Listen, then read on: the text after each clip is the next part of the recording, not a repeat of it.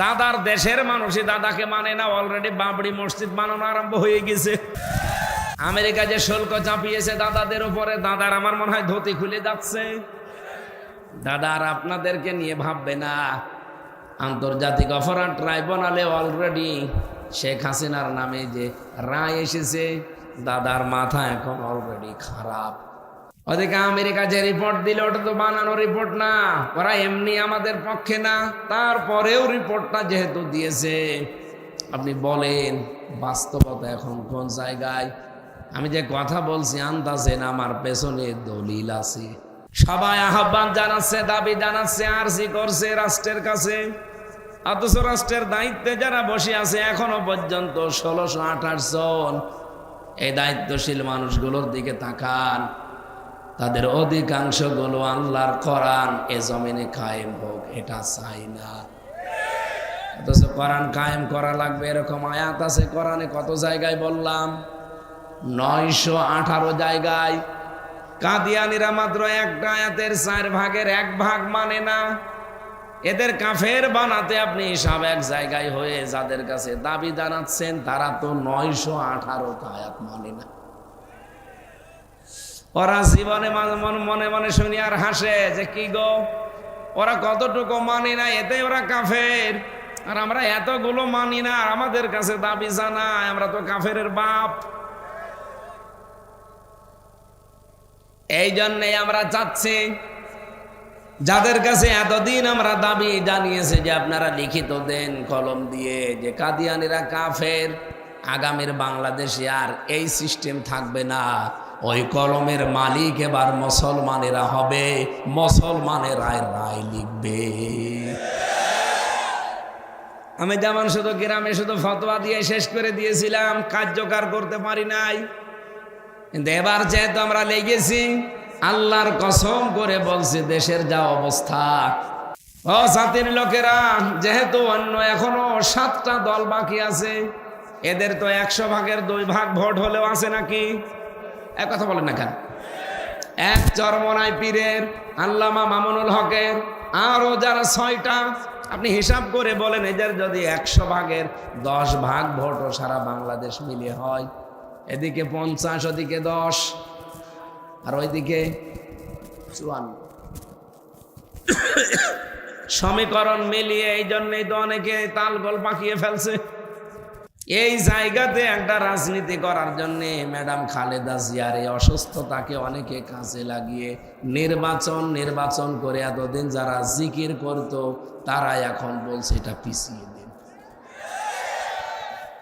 কারণ তারা বুঝে ফেলেছে যে না, আমেরিকায় জীবনেও মুসলমানের পক্ষে কথা বলার কথা না, জরিপ যা দিয়েছে মিথ্যা না। এভাবেই যদি এবার হয়ে যায়, শেষে ডাকসু জাকসু চাকসু রাকসুর মতো হয়ে যাবে। এই জন্য বলছে ভিক্ষা দরকার নেই, কোথা ঠেকা, নির্বাচন লাগবে না পরে। কেন যে আপনি আগস্টের 5 তারিখে 2024 সালের বিকাল বেলায় তো আপনি জিকির করছিলেন যে হাসিনা চলে গেছে, নির্বাচন দেন, পাগল করে ফেলছিলেন। এতদিন কোথায় গেলেন? এখন তো অলরেডি তফসিল ঘোষণা দিচ্ছে 11 তারিখে, ফেব্রুয়ারির 12 তারিখে নির্বাচনের ঘোষণা হয়ে গেছে। এখন যারা দেশি বিদেশি বিভিন্ন প্রভুকে ধরে ষড়যন্ত্র করছেন, এখন এই দেশের মানুষ আর দাদাদেরকে কিছু মনেই করে না। দাদার দেশের মানুষই দাদাকে মানে না, অলরেডি বাবরি মসজিদ বানানো আরম্ভ হয়ে গেছে। আমেরিকা যে শুল্ক চাপিয়েছে দাদাদের উপরে, দাদার আমার মনে হয় ধুতি খুলে যাচ্ছে। দাদার আপনাদেরকে নিয়ে ভাববে না। আন্তর্জাতিক অপরাধ ট্রাইব্যুনালে অলরেডি শেখ হাসিনার নামে যে রায় এসেছে, দাদার মাথা এখন অলরেডি খারাপ। ওদিকে আমেরিকা যে রিপোর্ট দিল ওটা তো বানানো রিপোর্ট না, ওরা এমনি আমাদের পক্ষে না, তারপরেও রিপোর্টটা যেহেতু দিয়েছে, আপনি বলেন বাস্তবতা এখন কোন জায়গায়? আমি যে কথা বলছি আন্দাজেন আমার পেছনে দলিল আছে। এই জন্য অভয় বাণী দিচ্ছে যে মানুষগুলো এতদিন পর্যন্ত আমাদেরকে ভয় দেখিয়েছেন বিভিন্ন নাম দিয়ে, মানুষের কাছে মিশতে দেননি। 15.5 মাসে এমন জায়গায় এদেশে একামতের দিন পৌঁছিয়েছে, বাংলাদেশের 18 কোটি মানুষের আস্থার জায়গা এখন বাংলাদেশে যারা দিন কায়েম করতে চায় তারা।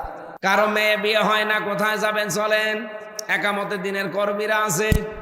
বাংলাদেশে কারো ছেলে পরীক্ষা দিতে পারছে না, কোথায় যাবেন? লোক আছে। এমনকি ঘর বাড়ি পুড়ে গেছে, কোথায় যাবেন? লোক আছে। এই 15.5 মাসে যেটা দেখলাম, বাংলাদেশ জামাত ইসলামী যা করেছে 73টা দল মিলেও তা করতে পারেনি। আপনার রাগ হলেও এটাই কিন্তু সত্য কথা। আপনার বিবেকটা আপনি কাজে লাগান না কেন?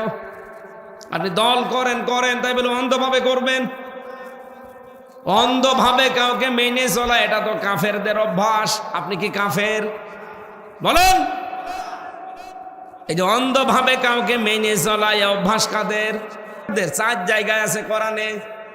ওয়াইদা কিলা লাহুম তাআলাউ ইলা মা আনজালাল্লাহু ওয়া ইলার রাসূলি ক্বালু হাসবুনা মা ওয়াজাদনা আলাইহি আবাআনা। আল্লাহ পাক বলেন, হে নবী, ওদেরকে যদি বলেন আল্লাহ আসো আল্লাহর বিধানের দিকে, রাসূলের আদর্শের দিকে, আপনি দেখবেন ওরা এই কথাই বলবে, হাসবুনা, আমাদের জন্য যথেষ্ট, মা ওয়াজাদনা, যা আমরা পেয়েছি, আলাইহি আবানা, আমাদের মুরব্বি পূর্বপুরুষ বাপ দাদা এদের কাছে এইটাই আমাদের যথেষ্ট, আর লাগবে না। এইরকম সেন্স এখন বাংলাদেশের বহু মুসলমানদের ভেতরে আমরা দেখতে পাচ্ছি। কোরআন শরীফ বলিয়ে খাওয়ালে ওদের কিছু হয়, বলে না আমার এই পূর্বপুরুষের তা কই দিচ্ছে। এই যে বাপ দাদা পূর্বপুরুষ মুরব্বি আকাবির এগুলো নিয়ে যারা পাগল আছেন, কথা স্পষ্ট, এগুলো কাফেরদের কথা। কথা বলে না কেন? কোন মমিন চিন্তা ভাবনা ছাড়া কোনো কিছু করতে পারে? আরো জোরে বলেন। এমনকি কোন মমিন চিন্তা ভাবনা করা ছাড়া কারো পক্ষে বিপক্ষে কথাও বলতে পারে না।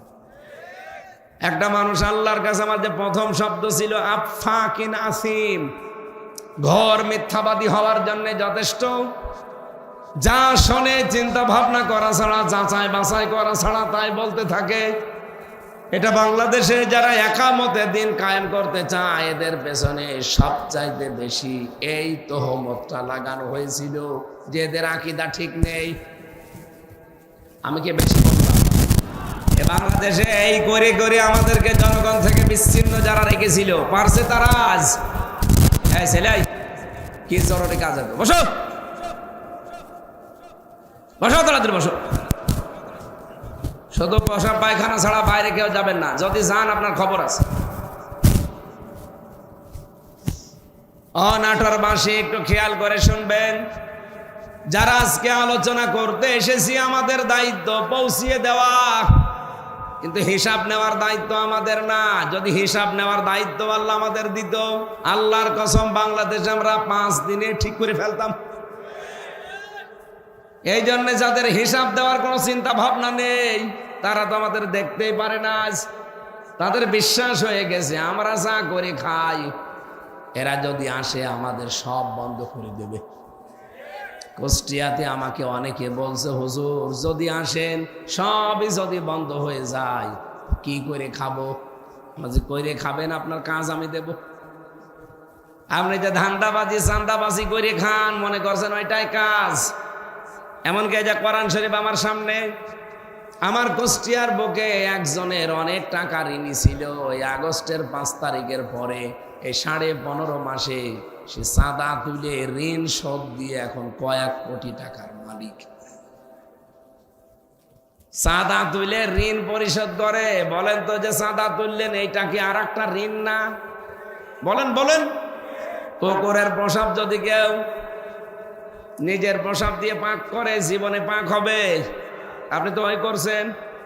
ইসলাম হয়তো বোঝেন না, জানেন না, এই জন্য একজন মানুষের অধিকার আপনি নষ্ট করলেন। ওনারা বলছে পা ধরার পরে আমার মনে হচ্ছিল যে আসমান জমিন ফেটে পড়ছে, উস্তাদ পা ধরে আছে। একজন অন্ধ, বারবার আমরা বললাম পা ছাড়েন, পা ছেড়ে দেন। আপনি আমাদের উস্তাদ, সারা জীবন পড়িয়েছেন, পা ধরে আছেন মানে? উস্তাদ বারবার বলেছে, দেখো দুনিয়াতে যদি তোমাদের এই অপরাধটা আমি একটু বেশি করে ফেলেছি, 2টা মারার দরকার ছিল, 10টা মেরে ফেলেছি, এটা যদি দুনিয়ায় মাফ না করো কিয়ামতের দিন আমার আল্লাহ আমাকে মাফ করবে না। আমরা তো এইটা তৈরি করতে চাই বাংলাদেশে। এই দেশটা সত্যিই দাঁড়িয়ে যাওয়া সম্ভব, শুধু এই টেন্ডেন্সি বাংলার মানুষের ভেতরে তৈরি করে দেওয়া লাগবে।